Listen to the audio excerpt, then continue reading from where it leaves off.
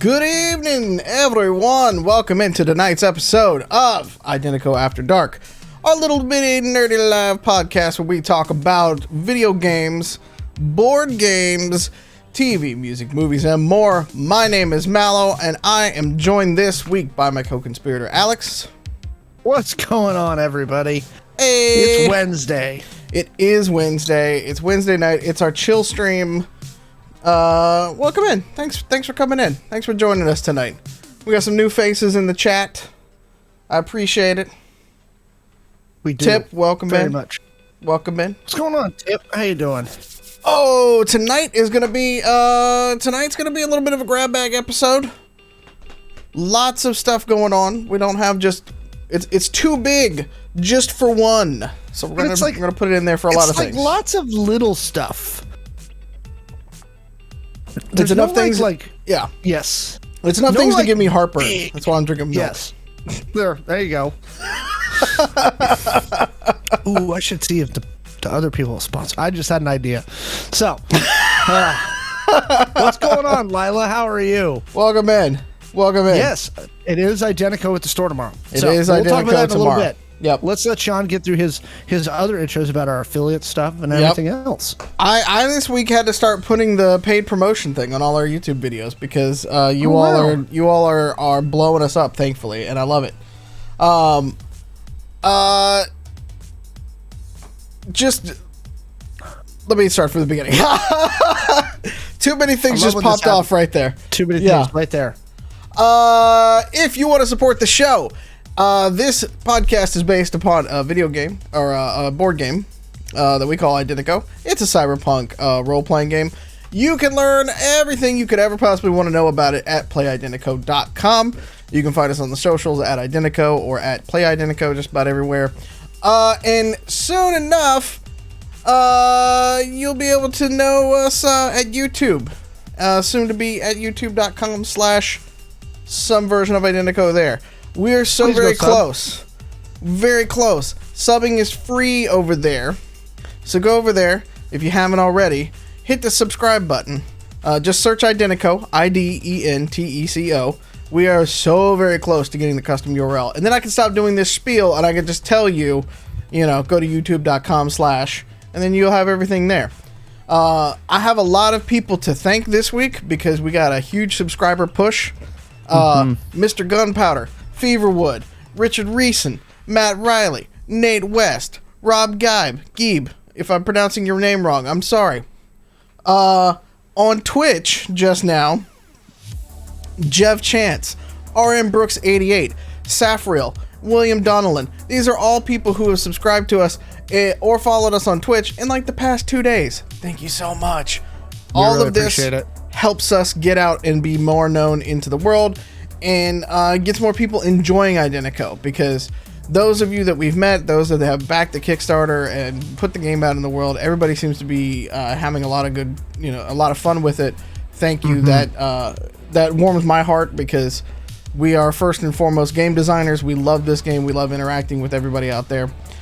So thank you so much for that. I actually took it as a little bit of a chip on the shoulder earlier today because there was a list of like 127 independent tabletop RPGs that some person who supposedly was, important in the industry. We don't know. Everybody thinks they're important in the industry.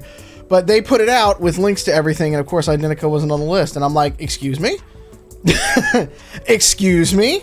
And I looked back at the numbers of Chaos Incorporated on Monday, and I was like, I think people know about us comparatively, so just going to put that out there.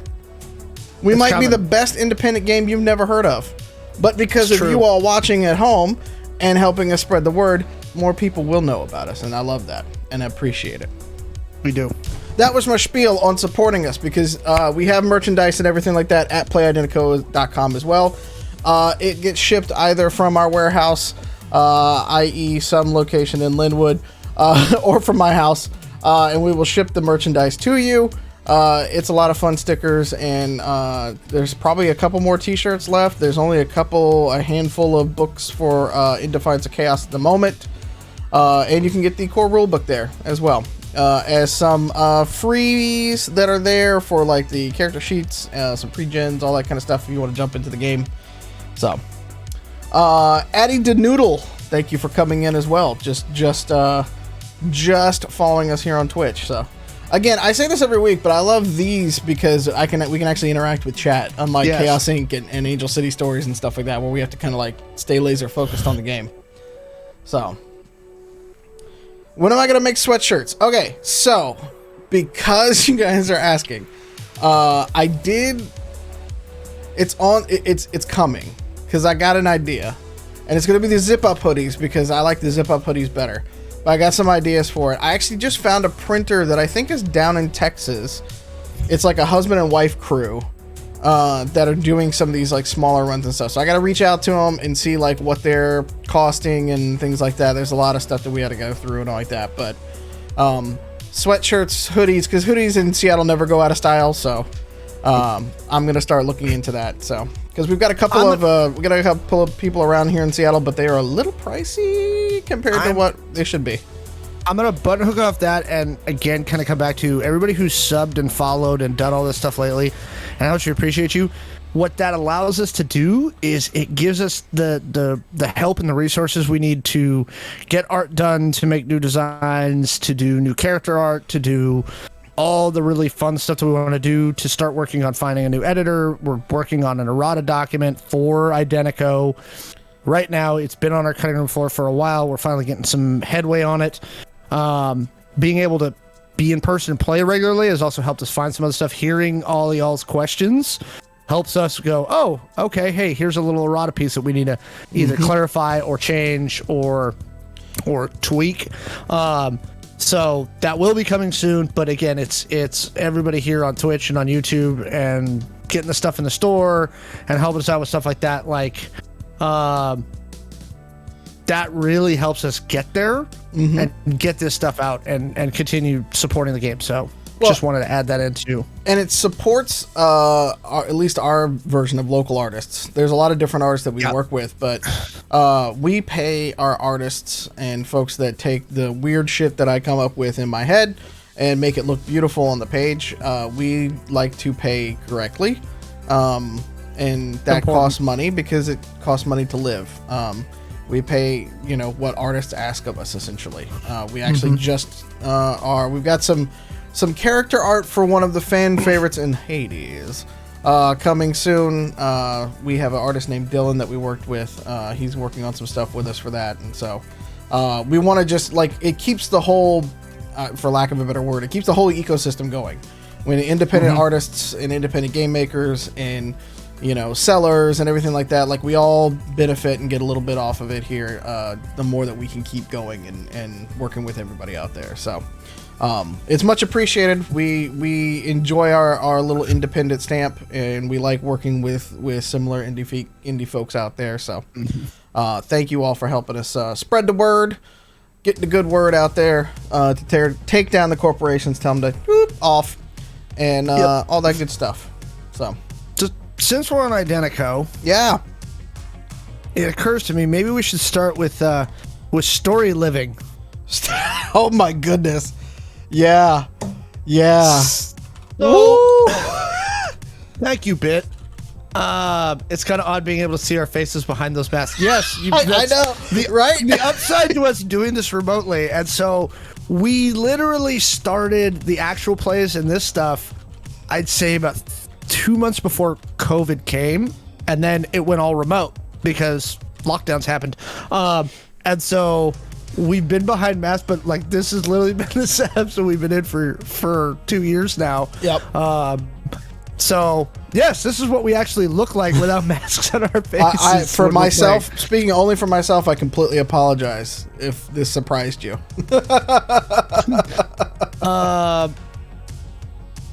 Storyville. Storyliving. Okay. So you want to tee this up, or you want me to tee it? Today I received an email from Disney inviting me to the site's already up. Yeah, the site is up. I received an email from Disney with an exciting opportunity to join in on the next iteration of Living with Disney. I thought it was a joke, or I thought it was their timeshare reaching out.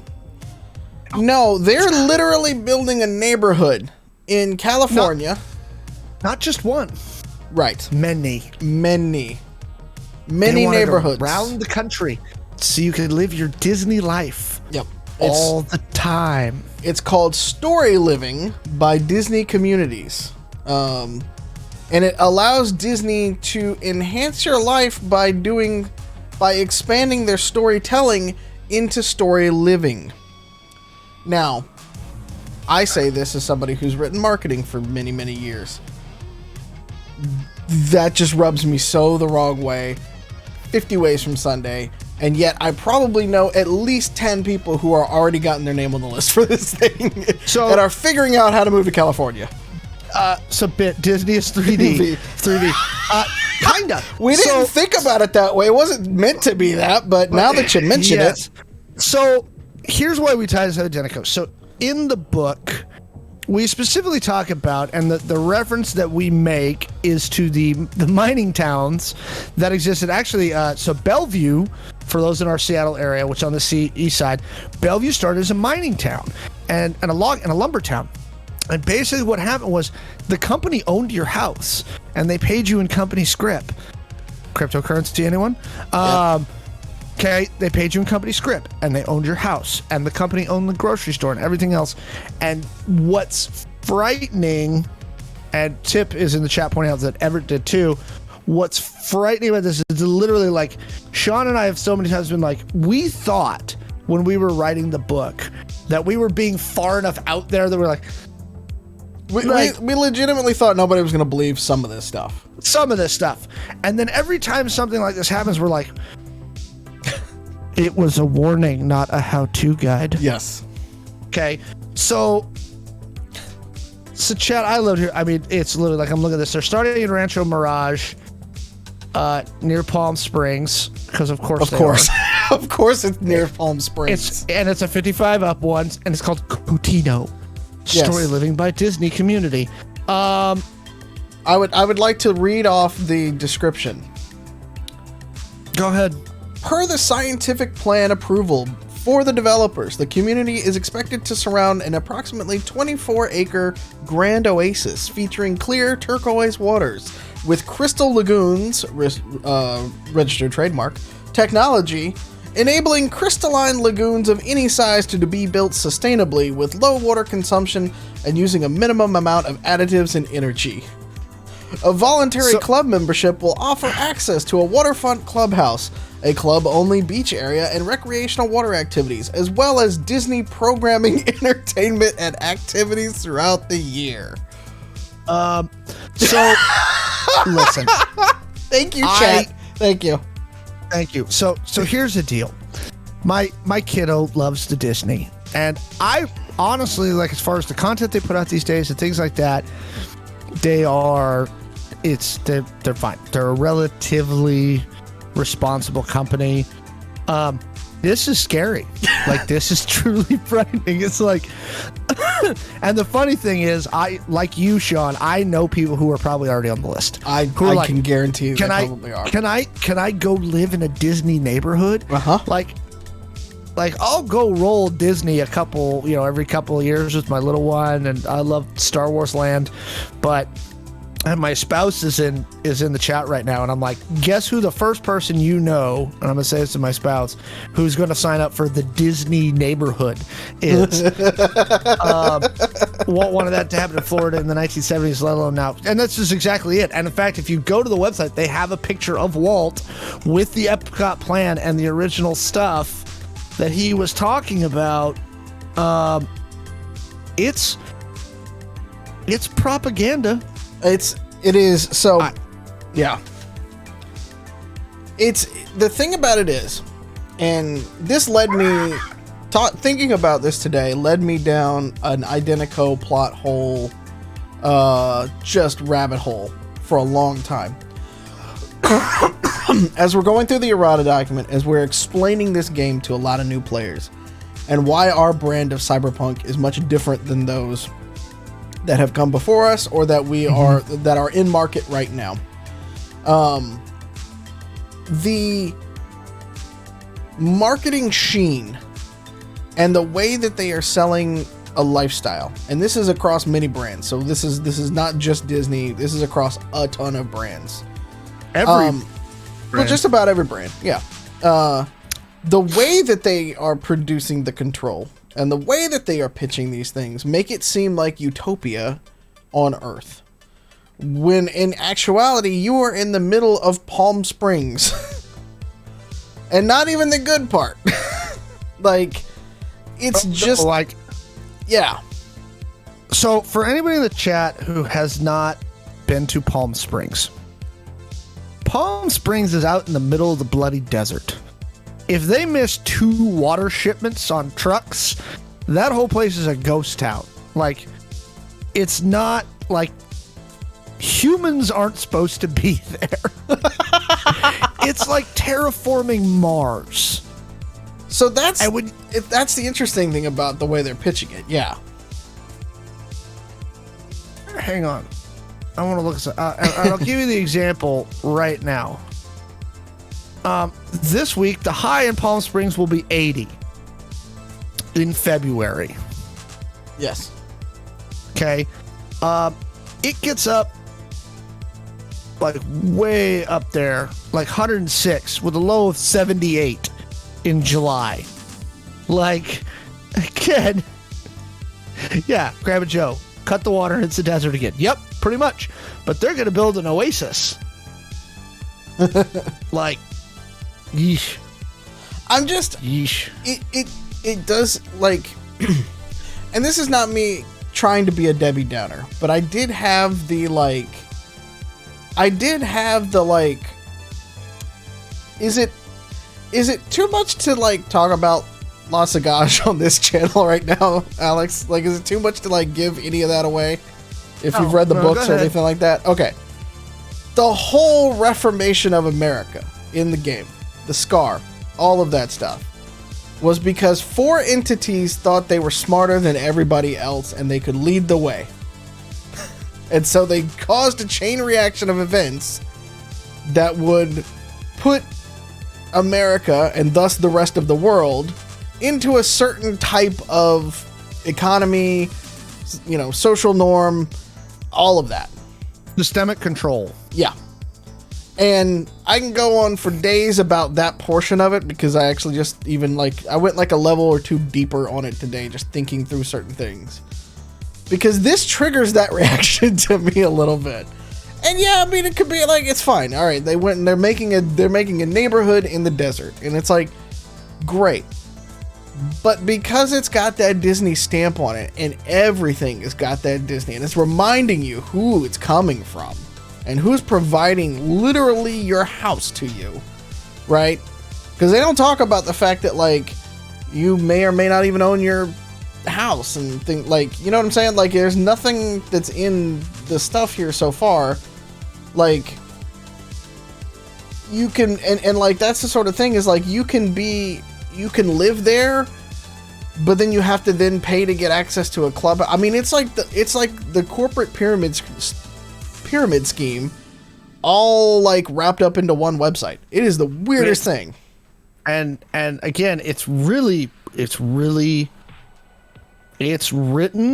like, this is your chance to live in a place that forever inspires you to add wonderful new passages to your story. Uh-huh. Okay. And, you know, and it's funny, some Addy in the chat is like Vault Tech, and it's got a little bit of that retro vibe on some of the MLM of neighborhoods. Yeah. Yeah. Disney is slowly but surely trying to take over the world. I want to show. Hold on. I'm gonna do something really weird in the thing. Okay. Okay. And I don't have your. Wait, maybe I do actually have it where you can be on here as well. Yep. There we go. Oh, but that's the display capture from you. Okay. Sorry. Yep. You're good. I just want to show this picture for a second. Yep. That's what it is right there. Yeah. That's flipping weird to me. Like, it's so strange. And like, I mean, don't get me wrong, it looks beautiful. but I'm just gives me the heebie-jeebies. Maybe I'm overreacting. I don't know. No, I really think, again, this is another one of those. Identico is a warning, not a how-to guide. Yeah. It's very obvious they're going to go for this. By the way, just to add an extra level of conspiracy crazy to this thing, I can tell you from experience, from working in this industry, I worked in the security industry for a long time. Yes. Disney, as far as private corporations goes, has one of the most intricate, well-developed, amazing, in a frightening way, security apparatuses Yes. you have ever seen. It is absolutely bananas what their security capabilities are around the Disney parks. If they apply that level of security to these neighborhoods, which I'm presuming that they will, you are literally going to see the exact corporate police state that we write about, where you will be under constant surveillance anytime you're outside your home, and there will be Disney security, and whatever town this is in, whatever municipality they create out of whole cloth when this comes about, I can tell you right now, they're going to own that. Disney basically owns the Anaheim Police Department, right? Yeah. For all intents and purposes. Yeah, because so much of the acreage there is Disney parks, and all the rest of it is related to what's going on at Disneyland and California Adventure. And so when you build this into a town now, like, again, their security apparatus is absolutely insane. And bet me there won't be a clause in your contract about them being able to get rid of you if you cause trouble. So for all of those folks that thought we were high on the Kool-Aid when we made the Gothenburg adventure, that'll be in episode 2 of Mice and Man coming out very soon. Yeah.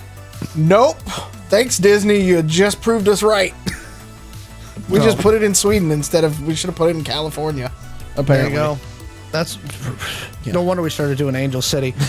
Well, Speaking of Disney, let's go to some Disney properties. Let's lighten it up. How about that? Let's talk about the things that keep us excited about Disney. How about Moon Knight? Let's move on to Moon Knight. Okay, you want to talk about the Super Bowl or Superb Owl or Big Game, whatever we're not allowed to say on stream, and talk about some of that stuff because you like Moon Knight. I love Moon Knight. It's going to be bonkers. Moon Knight was one of my favorite comic book characters growing up because I loved his costume and I loved his thing. The idea of the way his multiple identities worked was really fascinating to me. I'm really excited for this show. I'm worried this is the one that's going to bomb. Moon Knight is not an easy character to understand. It really leans into a lot of mental health stuff and things like that, and it looks like the show is leaning into that side of it. So for what it's worth, I'm worried about this one. And this one looks a lot darker. Like even WandaVision, like they tried to like sand off some of the darkness with the silliness of the sitcom stuff. Now, Moon Knight is to answer the chat, Moon Knight is a Marvel character. Moon Knight came out in one of those obscure, like, off-shot Marvel comics back in the 70s. I want to say it was 1975. Werewolf by Night 32 in 1975. He's had some minor retcons to his backstory, but it's pretty much solidified as of the mid-90s. It does look really interesting. They sanded off a lot of the darkness in WandaVision and Loki and the other stuff that they've released. I don't know. It doesn't look, based on the trailers, it doesn't look like they're holding back on this. Bitplayer in the chat says mental health discussions need to happen in TV, but there are dangers with that. And that's part of my concern, is it's very easy to get tropey. It's very easy to get discriminatory. It's very easy to get just on the wrong side of it when you're doing it this way. In the comic books, Moon Knight, the person who is Moon Knight, has DID, has dissociative identity disorder, right? So literally has that multiple personality MPD DID disorder. That's his thing. And again, you see, and again, I think that Oscar Isaac as Moon Knight's a great casting choice. But I think you see in the preview his character in a mental institution. You see him struggling. He talks about, I can't sleep, and there's some other stuff, and do. So it concerns me. Mallo, what do you think based on the previews? I feel like if anybody can pull through the complexities of a Moon Knight character, it is Oscar Isaac. I almost said Pedro, and I'm like, no, that's Mandalorian. Shit. Oscar Isaac, I think, can carry the show with the different parts of Mark Spector that he's playing, and the different worlds and realities that it lives in. Because the other sort of piece of it's not just that he has DID. It's that he literally has another voice in his head from an ancient, Egyptian-inspired god that gives him all his powers. Yes. He's like the D&D version of the warlock. Like, he's got a patron and that gives him his powers and everything like that, and that, basically like torments the hell out of him the entire time too. Because he's basically a conduit for that god's wrath and choices in the world. So I'm very interested to see how they're going to play with that kind of piece, because while Moonlight is a hero and he's been part of the West Coast Avengers, and I think he may even be part of further and longer. I think everybody Avengers was part of West Coast Avengers at some point. Turns out I was part of West Coast Avengers. I didn't even know. I wanted to fucking check, but I still don't have one yet. What the hell? I knew it. Well, hey, if we learned anything from Falcon and the Winter Soldier, it's that superheroes don't get paid. No, that's true. Ain't that the truth? I'm still waiting on my Wu-Tang check, though, because, that's the only other team that has as many people in it, apparently. Yeah. So Wu-Tang Clan, the MCU. Yes. Going back to the chat, Lila, I don't think we talk about mental health enough. We don't. No, not even close. Exactly. But I've only seen, like, off the top of my head, there's only a couple of shows. Jessica Jones did a pretty okay job with it, with how she was dealing with trauma. That was pretty well done. There was another show. It was one of my favorite sitcoms recently, and it literally did the network bounce for 3 seasons, as it would get canceled off one network and then bounce to another, and and that was One Day at a Time. And I thought that the reboot of One Day at a Time was amazing, and they dealt with a lot of mental health, especially the fact that the main character was a woman of color, and a lot of the stuff that she was dealing with is she was a veteran with PTSD, and a large section of the episode would be her at the female veteran support group that she was part of. Yeah. And how they handled that. And I thought it was very well handled. But it's rare that it's done right. Yeah. I will say that, like, there's a talk in the chat about Monk as well, and while I think Tony Shalhoub plays an excellent character and the show is enjoyable, I do agree with chat about how it portrays OCD with a funny spin to it, right? And it's not the other side of things doesn't fit the character, and I just don't think we've never dealt with enough mental disorders. We don't deal enough with, like, anxiety and depression as it is either, unless you were, like, in My So-Called Life from back in the 90s. That's a joke, take it for what it is. But, like, we just never dealt with, or, like, when it was shown on TV, it was like an after school special in, like, Saved by the Bell and shit like that. Like, they've just been such poor, truly accurate ways of dealing with mental health and on screen that, like, honestly, anything. There's such a low bar for getting it on and doing it right at the moment. You know, that I think Moon Knight could get there. And again, Oscar Isaac is a great actor to try to bring it forward. But we'll see how the writing turns out, because there is some very much gory points to that whole, which I think is part of the going back and forth. Like, I think it's very much in the ways that, like, the ending of WandaVision was tough. Yeah. Tough. And it looks like we'll talk about Doctor Strange 2 here in just a second, but like, I was about to say, you're segueing right into the next one. Yeah. So I'm interested to see how they pull it, because like at one point in time they just show him beating the literal living crap out of the werewolf, which I was like, well, that's a way to get rid of. That was a way to get rid of one of the main characters right there, you know, because like unless he just like magically heals himself Wolverine style, it's dead. Write this down, stick it in an envelope. So this is my prediction for Moon Knight. I think it is going to be the first time we get an on-screen cameo from Mahershala Ali as Blade. Okay. We're going to get that cameo. Okay. I think that's going to be the one cameo we get in Moon Knight. I think we're going to get Mahershala Ali as Blade in Moon Knight. That's it. Deadpool and Moon Knight have an interesting history, actually. They do actually have an interesting history. So yes. So my call is Mahershala Ali, and we'll talk about Deadpool. No, he's not on the oh, you're talking about Doctor Strange. We'll talk about that in a second there, Grandpa Joe. Because, by the way, if y'all haven't seen the new Doctor Strange trailer, boy. So there you go. That's Moon Knight. We're excited. We'll probably do. We will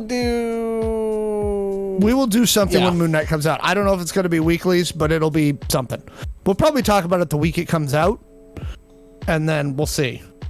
Moon Knight was part of the Marvel Knights alongside Blade. That's true. And again, I think write this down. My prediction, because what was the one that you had your big right answer one that we saw, Mallo? Oh, it was all about Kingpin and everybody like that so far. With the Hawkeye series. Yep. So my version of that prediction is we're going to see Blade and Moon Knight. Yeah. We got the voice cameo in the post-credits scene of Eternals. Yes. Which only made me even, like, it's the only redeeming factor of that movie was getting Mahershala Ali for 5 seconds talking in that movie. That was it. That was the whole thing. So. All right. Well, since it got brought up in chat, let's talk about Multiverse of Madness. Yes. There were not one, but 2 spots. There was an alternate spot that made it to YouTube after the Super Bowl. So there's a Super Bowl spot and the other spot. If you haven't watched the new trailer, go watch it right now and then swing back into the chat. Mute the tab for a second. Don't turn us off because then we lose viewer count. Just mute the tab and then go watch it and come back here in a second. Okay? Okay. So Tip just dumped that right in the chat. So everybody went, wait a minute, because we got Professor X in the trailer. Yeah, we did. We heard Patrick Stewart behind a bald head. Now we didn't see the bald head. We just saw a shoulder. But if the concept art that's out there is anything to be believed, it's Patrick Stewart in the floaty chair from the X-Men 97 series. And that's fine. So here's my thing. This is what I found most interesting about this, not only from a storytelling, but from a marketing perspective. So, Toby and Andrew in Spider-Man, right? Marvel and Sony did their level best to try and hide that, right? So it was a surprise. Everybody was expecting it, but they're like, there was no leaked footage of Toby and Andrew before the movie dropped. None. It didn't exist, right? Marvel gave away the goat with this. They were like, no, we're just going to put this in the trailer. They could have left that because I had heard nobody speculating that Professor X was in this movie. They could have left that as a big shock in the film, which tells me that it's only going to get better. That there's an even bigger, if they're like, we can show you in the trailer that Professor X is in this movie, right? What else are they hiding? Now, Sean, you sent to me in the show notes a theory about Multiverse of Madness. Now, I'm curious if it's the same theory that I've been seeing bandied about Multiverse of Madness and Wanda, because somebody else brought up WandaVision. We were talking about Wanda. Wait, which theory did I give you? Because I've got some. I got some you just doozies said you that had a theory. Oh God, yes. Okay. In the show notes, I'm looking at our show notes. Okay, yes. Tons of new theories for Doctor Strange Multiverse of Madness. So I'm looking at our rundown right now. Yep. And so you go. So all right. This is when Alex got his for Moon Knight, and I love it, and I want that to happen because I really want to see Mahershala Ali finally his Blade. You guys can go ahead and open up the envelopes, write this down, stick it in the envelope. We'll see it after the movie. Somebody clip this. Somebody clip this for us in a minute, okay? Professor X is part of MCU Illuminati, which is where Baron Mordo comes from, which is where we get Reed effing Richards. Is going to be there. It's going to be our introduction to the Fantastic Four. We also get Monica Rambeau as the Captain Marvel. She's not in this. So they brought in America Ferrera is in this one. Right, but... on the Illuminati Council. No. But yeah, so what you see when Strange walks in, that is the Illuminati. So the Ultron robots. We're going to get... I predict we're getting Robert Downey Jr. back. So, do you want to hear the variant as the superior Iron Man form? Do you know the funny rumor I heard about this? I don't want Tom Cruise. I don't want Tom. No, that's some Tropic Thunder level BS that I don't want to happen in the Marvel Cinematic Universe. Because that means we might have to see him again. Because we're in Illuminati, and the thing.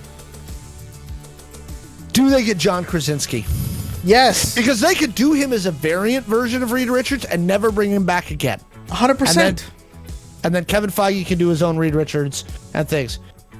I'm going to allow this. There no, we added that a little while back. Yeah. I did a month ago, and it still caught it. Yeah. Okay. But no. We'll allow that because that's definitely the truth. That's for sure. Okay. So we know we got Professor X because they showed that. We see Baron Mordo in the background of that thing. So you think we're getting Robert Downey back? There's a high likelihood we get, because of the Ultron robots. Okay. Tony Stark was on the Illuminati. Tony Stark, so Tony Stark was part of the Illuminati. You get Baron Mordo in there. I think that you get, and this is part of the. So I'm gonna do the Illuminati from there. I think we get a glimpse at Namor ahead of Black Panther 2, because Namor is going to be the main villain of Black Panther 2. I am also possibly from Namor, but Black Panther was one of the OG Illuminati. So do we get somebody that's just in a mask and we have to wonder who it is?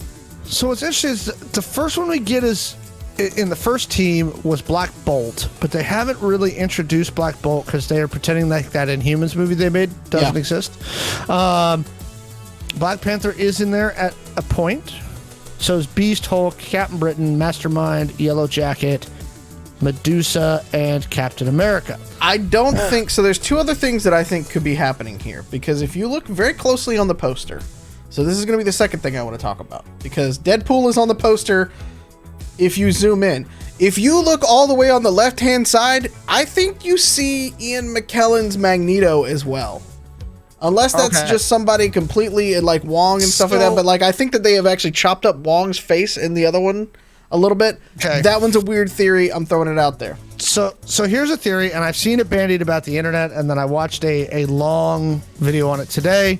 I've seen this bandied about, and one of the content creators I follow quite closely, he's brought up the point for a long time is, how are you going to bring in the X-Men to the MCU? It's always been a problem, and a lot of people have thought about it for a long time, and that, either either you start them basically fresh, in which case they lose a lot of their history and stuff, the things that make them the X-Men, or you do something weird and then it's all kind of monk. So there is a theory being bandied about that I actually like, and I agree with this other content creator, and this is kind of what I hope it is. Okay? And this also brings us back to Wanda again. Is that, and we've seen they change things in the MCU. Like, Civil War did not play out exactly like it was similar concepts, but it wasn't exactly like the comics. What if they did announce the Secret Wars TV show, VT pilot? Yes, so that is coming. Samuel L. Jackson's filming that right now. So this is the theory that I like the best. Is that the MCU is a post House of M universe. Okay. In that the reason nobody realizes is that Wanda freaking erased them. Yeah. Right? The X-Men have been around since the 60s. The whole Fox X-Men universe existed until Wanda went, no more mutants. And now we have the MCU, which really doesn't pick up until 2008? Timeline, I think, is 2005, technically. Yeah, 2005. But in world time. Yeah. So, and then at the end of Doctor Strange, it's the reversion that happens at the end of House of M, right? Where everybody comes back. Right? The ending credit scenes to this movie are going to be, I'm going to squeal. Like, we're going to get Deadpool, Logan, we're going to get everybody. But, so the best theory I've heard is that the way you bring the X-Men in the MCU, you tie it all to Doctor Strange Multiverse of Madness. We've seen Wanda's power in WandaVision. Is that what we've been seeing this whole time was a version of the world that happened after Wanda went, I got rid of all the mutants. Which is why nobody's ever heard of mutants. And it's also re-explains that hinky, like, they were miracles thing about Wanda and Quicksilver from Age of Ultron. Yeah. Because they were the only two mutants basically left, because she saved her brother and herself. She saved her brother and herself, and then she got all of her powers from the stone. Or one of the stones. Oh, she already had it. She just basically re-unlocked it with the stone. Yeah. Chat, what do you think about that? Well, I think I want to read off some things from the chat, because they're saying that the poster could be a misdirect, and they throw everybody in there since the multiverse. I 100% want to say that could be true. Inhumans needs a retouch. Absolutely. I think Killmonger Black Panther being on Illuminati, I'd love to see Killmonger again. I loved his performance in Black Panther. I cannot wait. I'd love to see him on the council. Michael B. Jordan he's just a great actor. Yeah, he's fantastic to work with, actually. Guy's awesome. There's two other big things, though, that are in, and I think that we could be seeing Peggy Carter's version of Captain America or Captain Britain. They show it somewhere. It's in the poster. Her shield is in the poster, which, I mean, they're pulling from the What If series, right?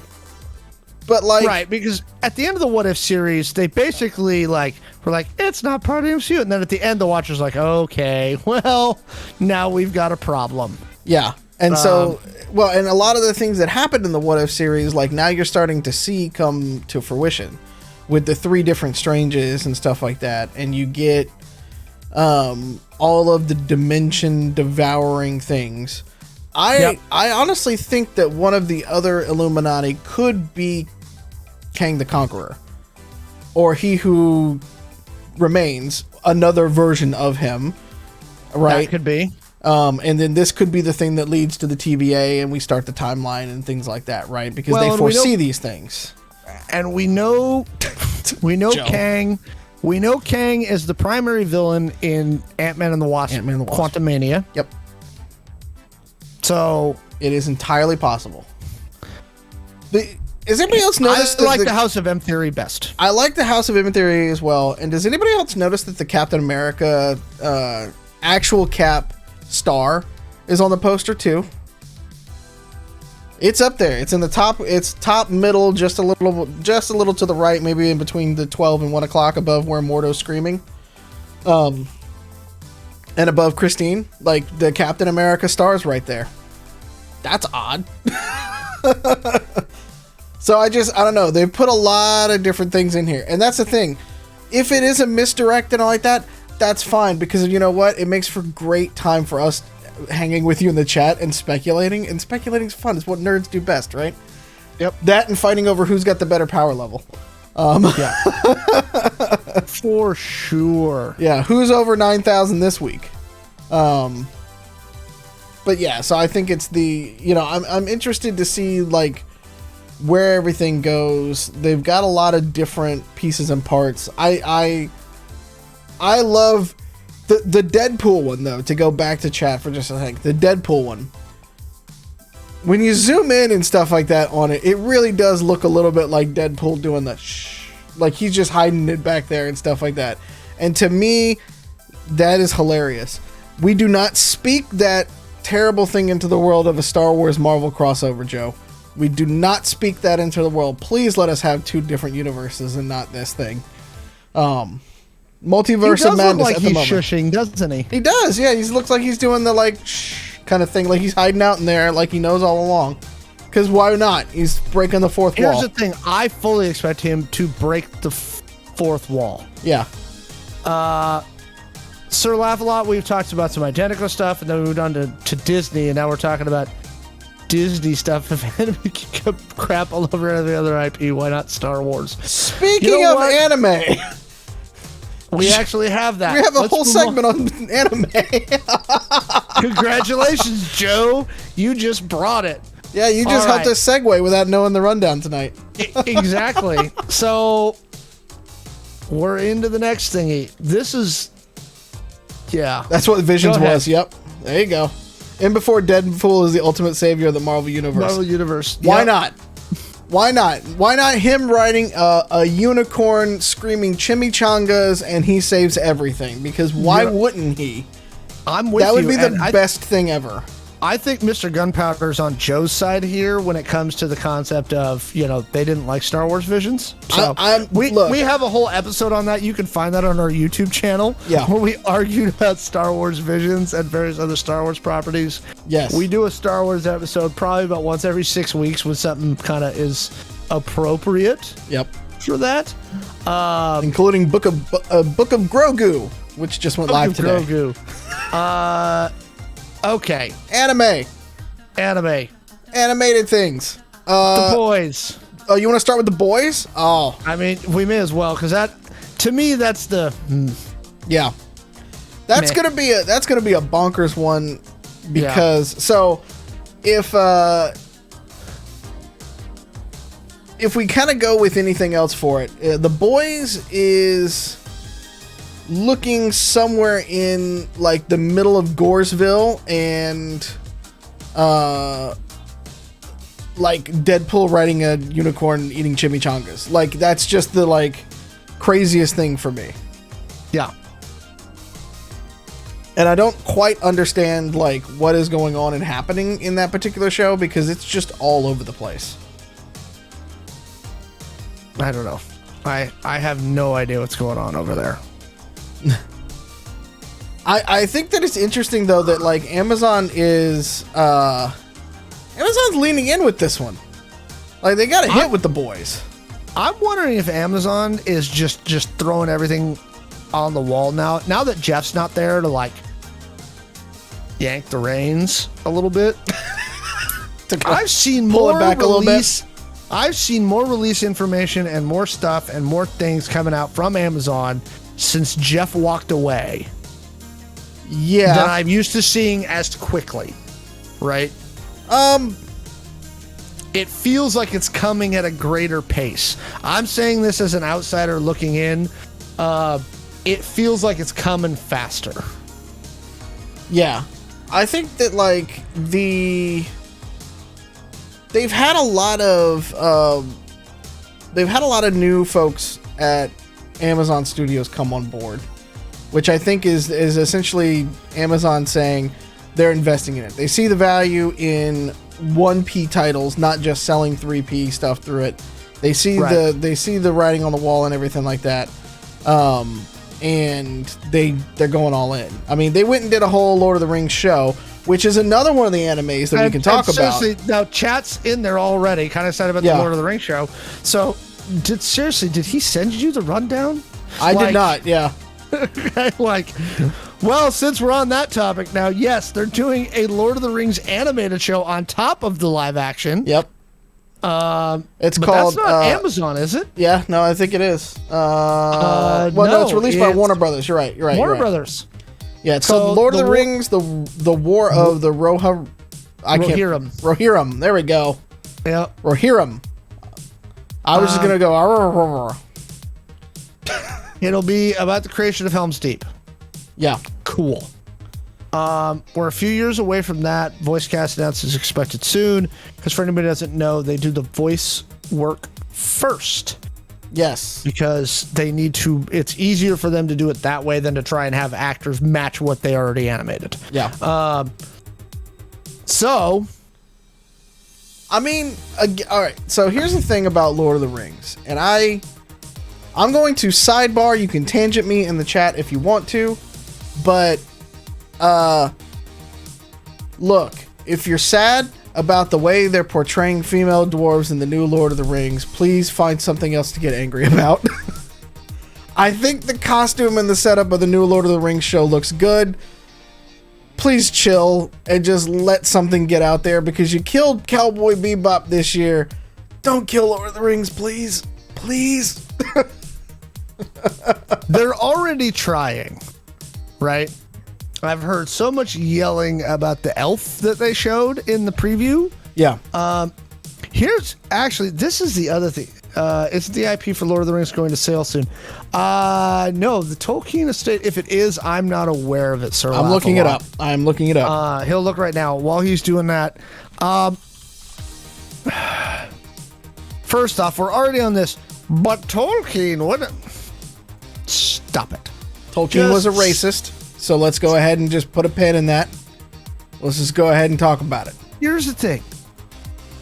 You are never going to get direct adaptation. It's not possible. And I don't know of a single author, and I've met quite a few, who really at that point care. Here's the other thing. Tolkien's dead. Okay? He doesn't have anything to say about it anymore. His son and his estate are licensing it out to everybody who's willing to pay them enough money for it. And those creators, once they get a hold of that IP, are going to make changes. They're going to put their stamp on it. Yeah. Addie, yeah. Stop getting mad about it. Addie in the chat says, there's been a big hubbub about dwarven ladies not having beards. Wasn't that a joke that the character had said? I actually do believe it was a joke when they said it. But, whatever. If you're sad about the dwarves, you should stop and realize that Tolkien wrote dwarves as Semitic people, not fucking Scottish people. Yes. There you go.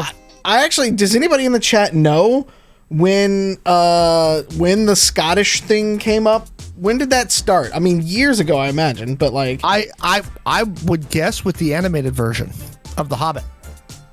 Oh, from back in the day. The original animated version? Okay. Yep.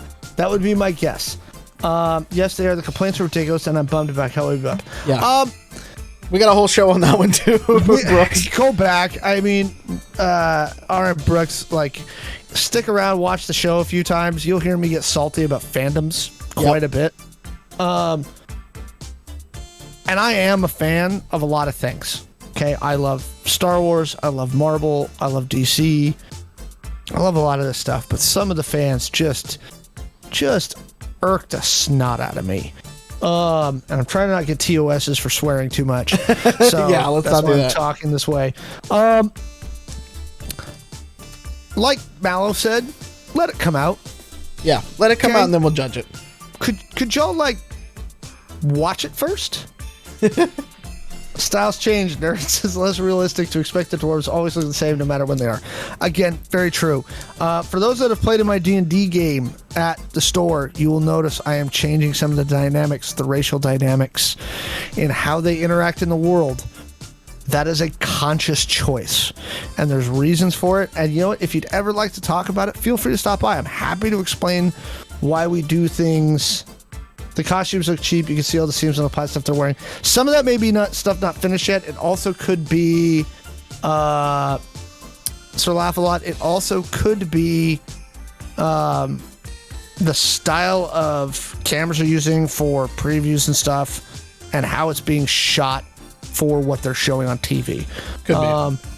Here's the thing, because Weta's not involved at all, are they, Sean? Is Weta Workshop involved at all with this? I don't know. I'd actually need to call up somebody down the hallway and find out.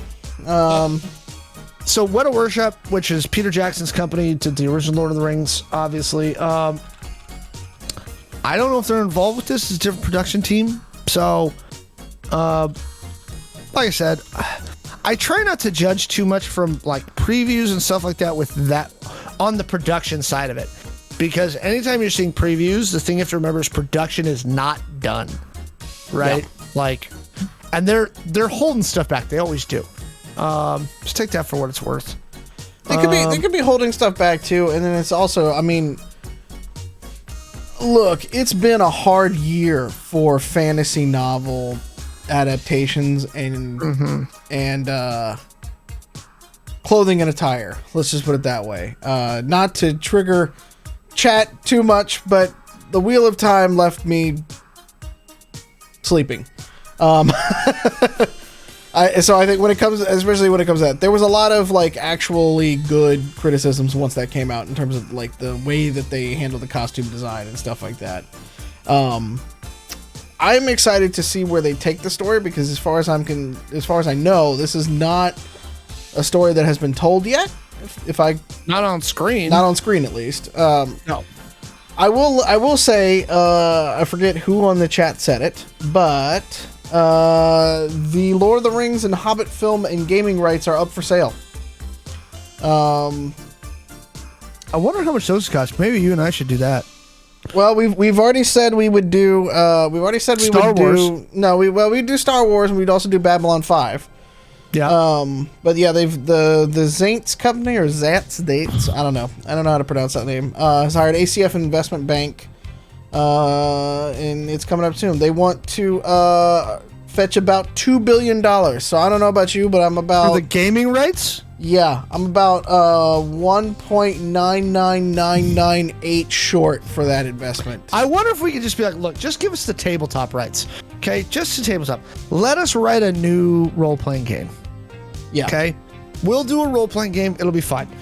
Okay. Chat. Go ahead and hit up those investment bankers on Twitter and let them know. Let us write the role-playing game. Well, and it could be one of those things that it's the film, it's the movie, and I don't know how it says an array. So this is where we get into the movie rights and stuff like that. Who makes it now? Hang on, I'll pull that Saul up. Zait's Company, SAULZAENTZ. But they've got still in print. Movie, merchandising, gaming, and live event rights. Who's doing live events for World of the Rings? I don't know, but that kind of stuff is all being up for sale here soon. So the tabletop RPG is currently under license as of end of last year.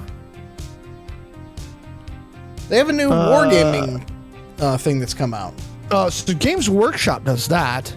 GW does the Lord of the Rings war game.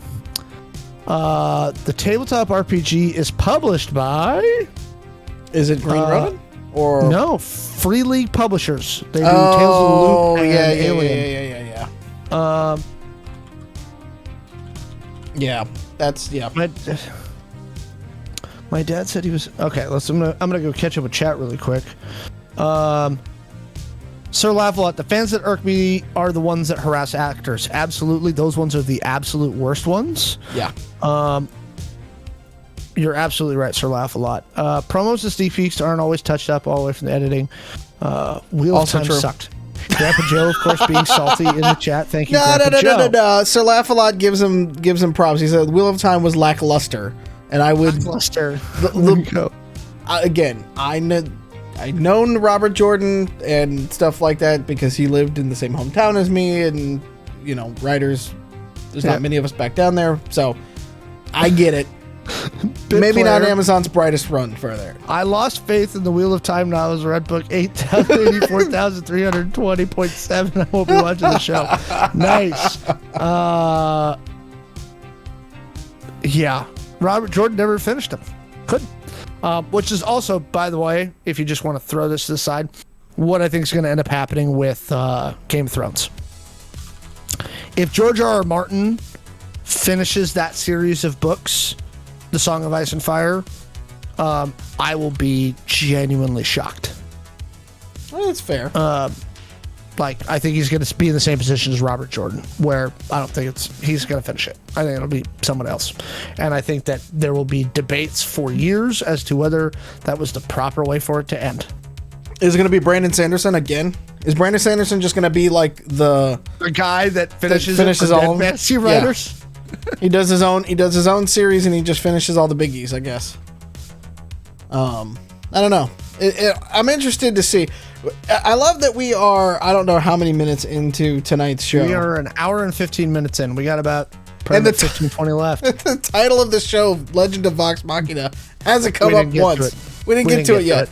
But now we can get to it, because that's also an Amazon-owned property. It's also an animated series, and it also deals with Fantasy World and D&D. So there you go. The last 3 episodes of Season 1 come out tomorrow. So it's a 12-episode season. I have not had time to sit down with it. What do you think? I actually like the show a lot. I didn't know what to expect coming into it, having watched a lot of Critical Role and kind of learned the dynamic and things like that. Having seen it be translated to TV, it lacks a little bit of the depth in storytelling that I think the live play does. But then again, I believe the live play is, that's one of my favorite media. But I think the heart and the humor is there, and that's one of the more important things. And I think that's what they're bringing through with something like this. And they're doing it in such a way that makes sense. The animation style is really, really good. It's really well done. So I'm excited. They've already been greenlit for season 2. They were like number 3 in Amazon's rankings, I think, behind like Jack Reacher, which is like the always perennial number 1 for Amazon. Yep. So I mean, there, if you like the D&D setting, which I am very thankful that like Mercer and crew have their own setting. It's not set in the Forgotten Realms. It's not set in, they've got Exandria. They've got that whole thing, which I appreciate because it feels like something I actually want to be invested in versus like, while I love Acquisitions Incorporated, it has gone off the rails a lot as it has dragged on because it continues to try to like go through all these properties, and D&D itself, with the numbers of different places that they have gone, have also felt like it's kind of gone off the rails. And so like, Mercer and team like filling out an entire world without jumping to a completely new thing feels good, and looking at regions and how those things work. And, I feel like that I'm much more invested in a show like that than I am in some of the others that are out there. Yeah. I like the fact that they did their own campaign setting. I think that's the better move, in case you couldn't tell based on what I've been doing lately about building a campaign setting for D&D.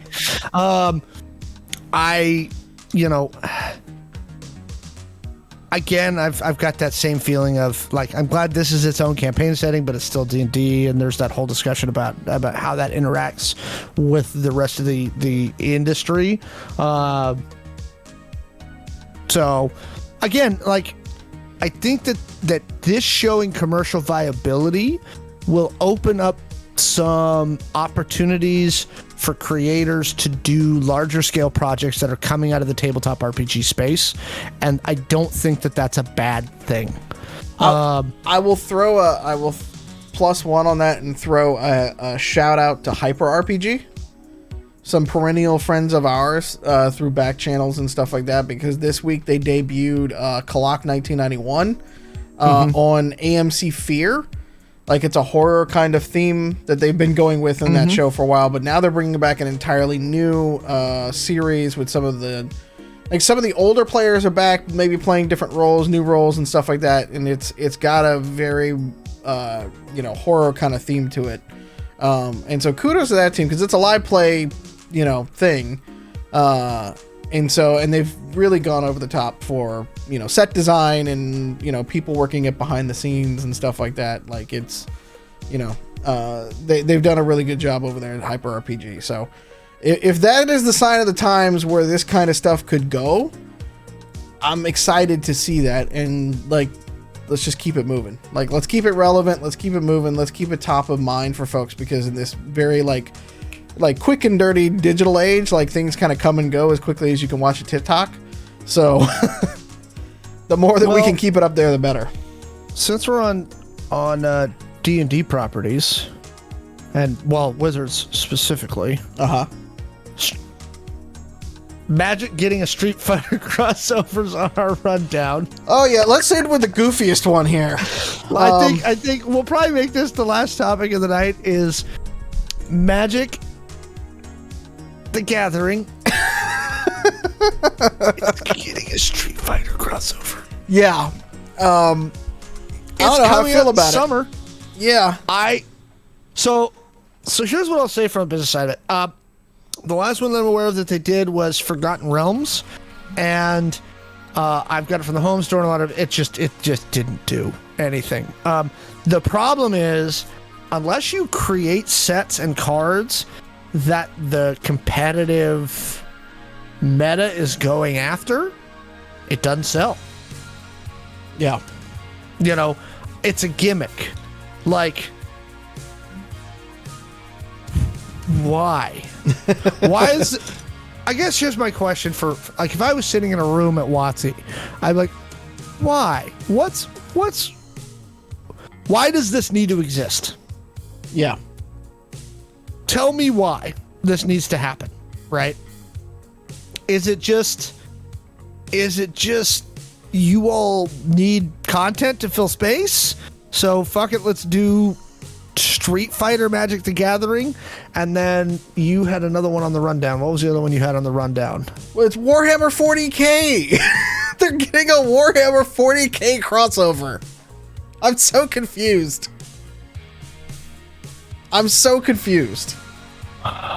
Why? I don't know.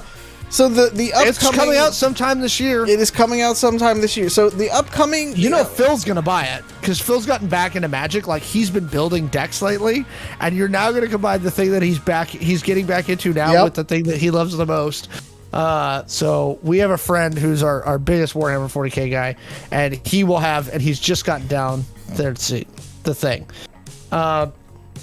Again, why does this need to exist? Like... Did you ever see the movie Company Man?